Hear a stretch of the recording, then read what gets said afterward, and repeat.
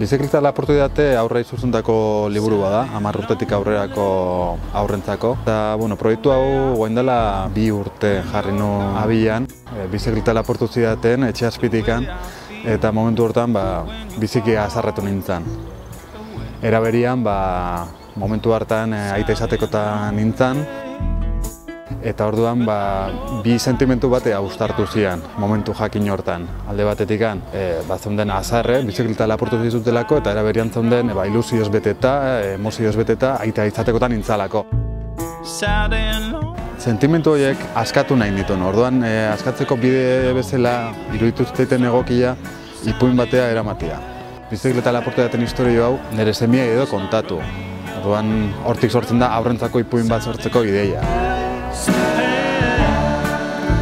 Bizikleta Laportuidatik gutxira jakin izan non Zarauzko udaltzainek ez zegatela urtetan bildutako bizikleta pila bat behaien biltegian, eta ite zutela azken deialdi bat begiratzea juteko, eta jaberik ez balin bazakaten bizikleta horiek bialduko zituztela Afrika.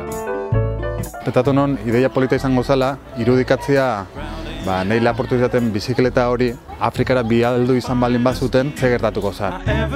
Kasu honetan protagonista neska bada, bizikleta lapurtuko diote eta bizikleta horren atzetik ibiliko da, baina azkenian benetako trama da bizikleta horren bila aritze horretatik lagun min bat egingo dula. Eta benetan kontatu nahi duna da, benetako munduko altxorrik handiena dan bizikleta hori, baina altxorrik politagoko bat dagoela, altxorrik handiagoko bat dagoela, eta altxor hori dela laguntasuna edo ezagutuko duen lagun hori.